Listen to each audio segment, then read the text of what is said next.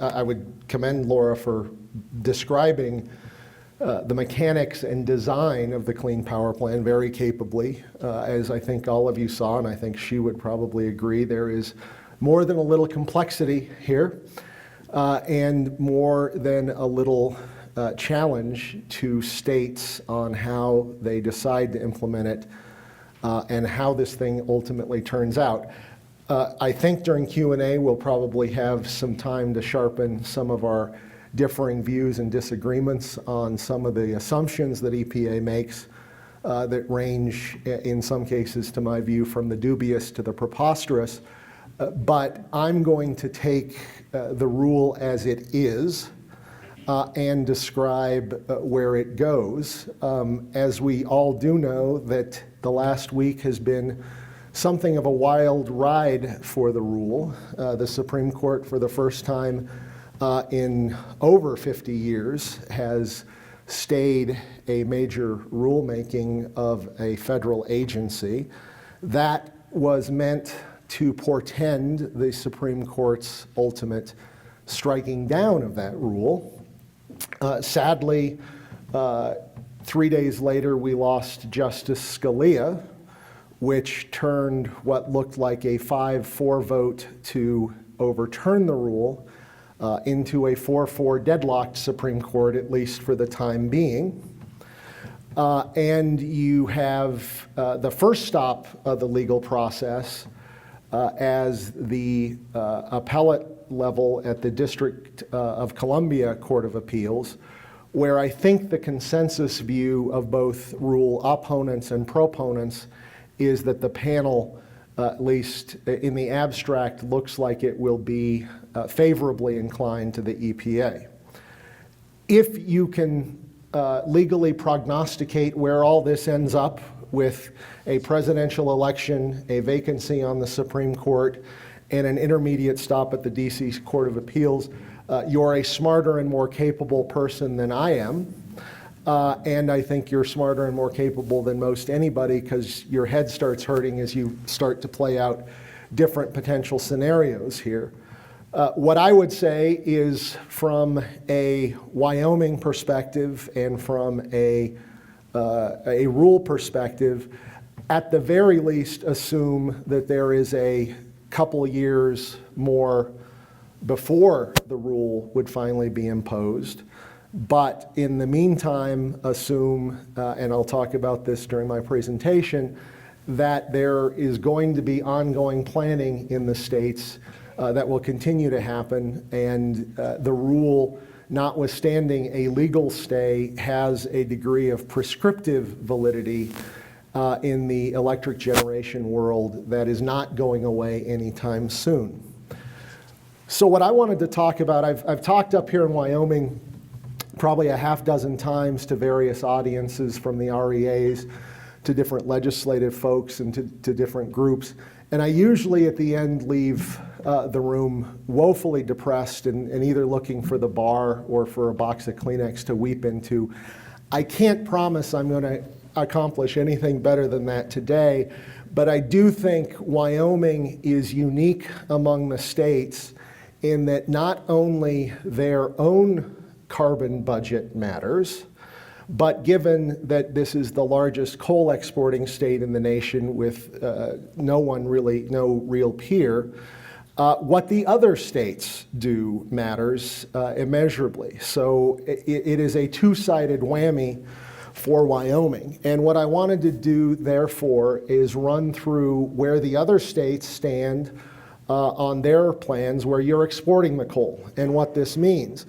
Now, all of these assumptions and all of these activities are, of course, conditional, and it's very hard to predict the future, needless to say. But what other states do or do not do is going to affect the Powder River Basin, coal, and Wyoming in a numerous manners. So let me take your larger, I didn't do Texas because Texas is not surprisingly going to tell EPA to pound sand. But let me go through some of the states and what's up there, and it'll give you, I think, a picture of what the future of a clean power plant world might look like. So let's take Nebraska, right next door. They have, as you see there, most of their capacity is coal-fired. They have a nuclear unit, a little bit of hydro, and some renewables. If you think about the clean power plant in the abstract, and I think Laura did an excellent job describing the mechanics of it, what you have to realize in Wyoming is what it is looking for you to do and what it has to mandate to achieve its goals is you shut down coal and add renewables or shift to gas or add demand response. But the end result of the clean power plan is you have to shut down coal. The president's goal and the rule's effect is a 32% reduction in carbon dioxide emissions from electric generation units by 2030. So you can at least notionally in your head think that somehow has to mean roughly 30% less coal capacity still existing in the US. That's a big assumption and there are a lot of nuances to it, but it's not a bad starting point. So Nebraska has a majority of coal-fired. CPP would require a 40% reduction of their carbon dioxide emissions. 100% of that coal, by the way, is Powder River Basin coal. And 5 of the state's 10 largest electric generation units are coal-fired. Again, that means that 40% of their carbon reductions are going to have to come out of Powder River Basin coal. How that happens and how I got into the being an ersatz environmental lawyer is really, if you think about it from a utility standpoint, what happens is you're shifting your resource planning process as a utility from what had generally been a least cost resource planning process to a carbon resource planning process. So instead of solving an equation for what is the lowest cost of resources that I can come up with to meet my expected demand and give the lowest cost to customers, I am now solving that same notion not for least cost, but for reduced carbon. And so in a resource planning process in Nebraska, every 5 years you have to do an IRP. In that IRP process, you have to come up with a preferred generation mix or for a 5 to 30 year horizon. The last IRP in Nebraska were due in 2013.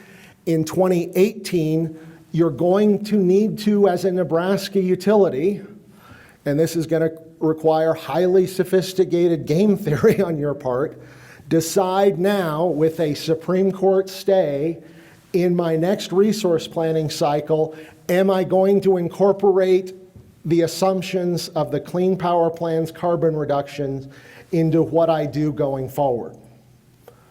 And that is the dilemma of an electric generation utility right now, even with the rule stayed, is I have to do resource planning on an ongoing basis. My cycle times for replacing generation or retiring generation aren't 1 or 2 years, they're 5, 8, 10 years. And so the Nebraska 2018 IRPs for what they're going to do are going to be telling, and you wouldn't be surprised, this is where you head for the bar or the Kleenexes, if they start incorporating CPP carbon reductions into their resource plans. Let's take a look at Kansas, another major exporting state. Kansas has a little less gigawatt hours of coal burn, some nuclear, and quite a bit of renewables, wind in Kansas. Kansas also just suspended its renewable energy standard, so who knows where that number goes.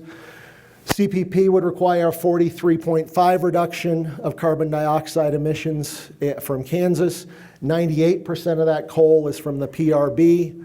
61% of the net electricity generation is from coal-fired EGUs, and 5 of the 10 largest EGUs, that's, pardon me for those who are not into the acronyms, electric generation units, are coal-fired. They don't have a resource planning process, but they do have an RPS that is being suspended. They have no energy efficiency or cost recovery. This week, in light of the stay, the Kansas House reported out a stop work order legislation out of committee. That will go to the House floor, I believe.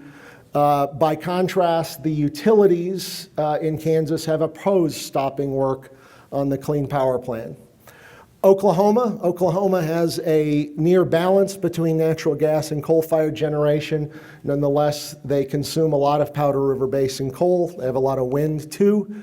The CPP requires a 31.8% reduction from them. 75% of their load is coal-fired generation. The Regional Hays and Mats rule has had an enormous effect in Oklahoma. Public Service of Oklahoma has just scheduled 2 of their large coal units at Northeastern to retire in 2016 and 2026.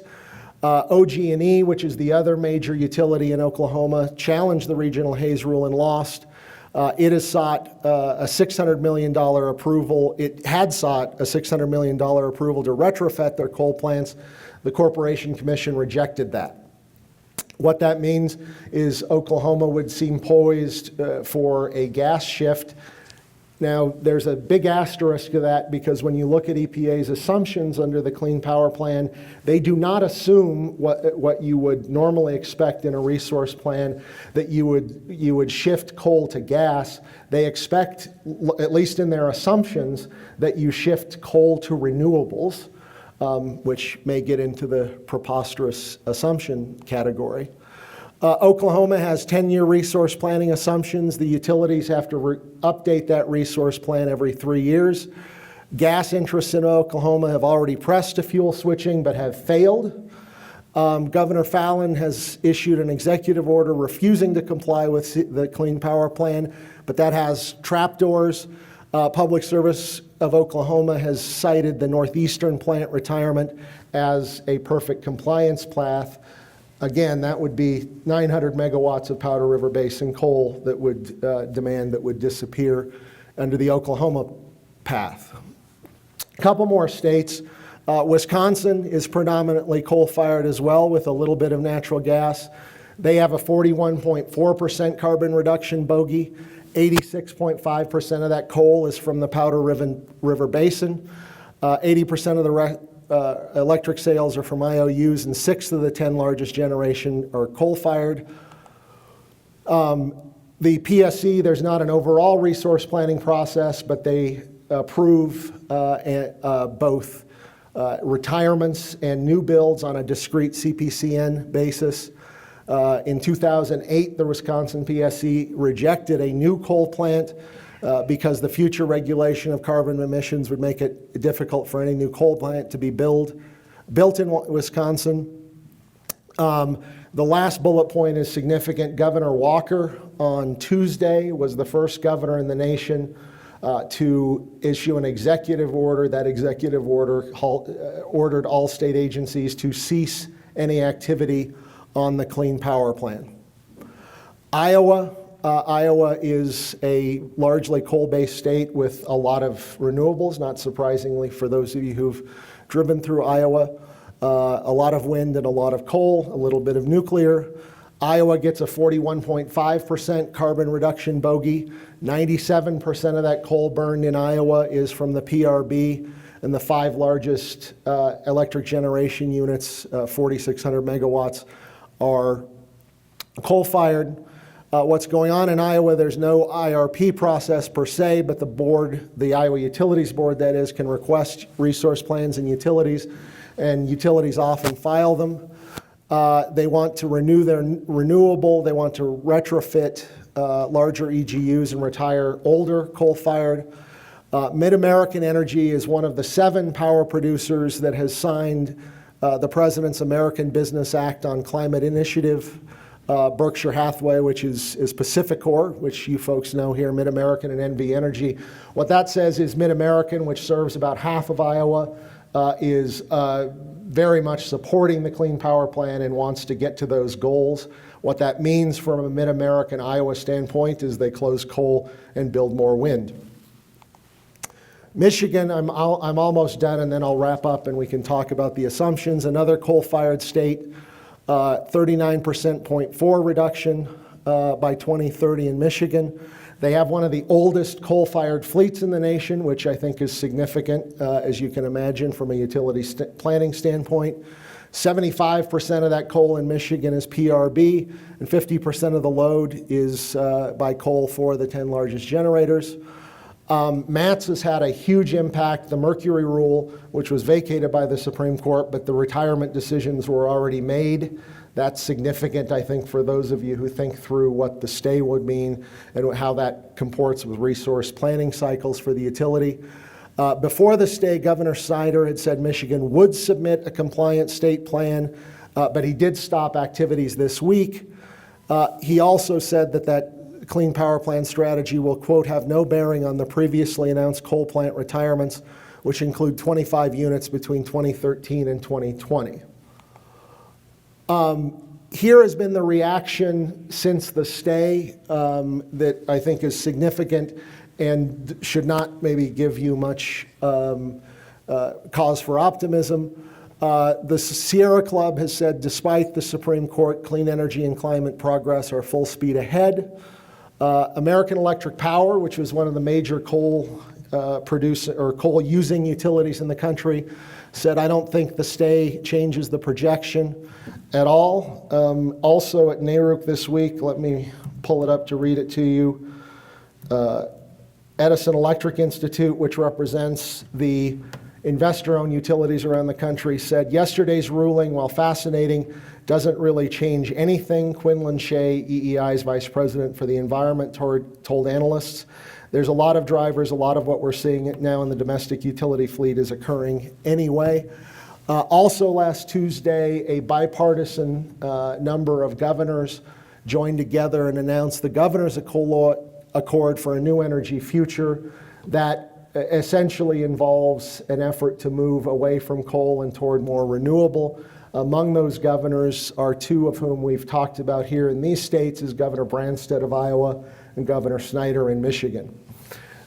The punchline is this, that the Clean Power Plan may be on the ropes legally, but it has prescriptive momentum behind it. And either in some cases through opportunism or in other cases simply through the reality of your utility planning cycles, those resource plans have to be made and you have to start planning for what the CPP may or may not do. And as if there's not enough prescriptive work behind that or initiative behind that, you still have a number of advocacy groups out there with not just millions of dollars or tens of millions of dollars, but hundreds of millions of dollars behind them, pressing forward at the state level, at the national level, and at the global level for climate, or for carbon dioxide reductions. Michael Bloomberg just this year has pledged $50 million new dollars.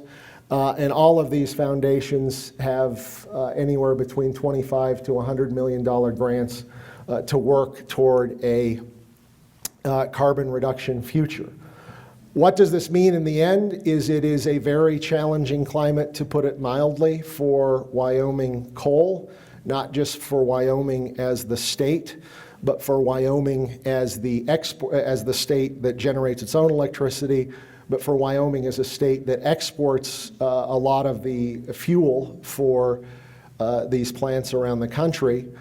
That said, what I would close with is the complexity of the rule and the difficulty for getting where EPA really wants to go, which is mass-based carbon trading, is going to be enormous. And the political economy, which is a nice way of saying all of the little fights that are going to break out both between states and between utilities, is difficult enough on this that it makes your head explode. And once we get to a phase where the political economy fights break out, not just in every state capital, but between the states as to how and if the states are going to engage in carbon trading, you're going to have a lot of rethinking about both the wisdom and the complexity, and in many cases, the impossibility of meeting the mandates of this rule. Sorry, that's a... My colleagues and I have issued 6 white papers on this rule. It is, as I hope I opened with, the most totalistic transformation of the U.S. utility industry, certainly in my lifetime and probably since its birth by Sam Insel with Con Ed in the 1920s. We are on a path that we've never charted before. One of the final grace notes I'll leave you with before Laura and I get to questions is the state institutional questions that this rule brings up, where you are in effect moving the entire utility regulatory locus from your Public Service Commission to your state air regulator, is another enormous switch that is largely unremarked upon. There are fine people in both of those agencies, both here and across the nation, but it is a historic shift between what a utility commission or a public service commission normally does and an air regulator normally does. And there are enormous issues within the state that have to be worked out on that in where it's been done already have required state legislation to implement. I know that's a word that gives both utilities, air regulators, and public service commissioners the heebie-jeebies when you say state legislation, but it does, there are enough questions on who has authority and what they can do with that authority that's going to be part of the conversation going forward as well. So thank you for your time, and I think I've depressed another Wyoming audience.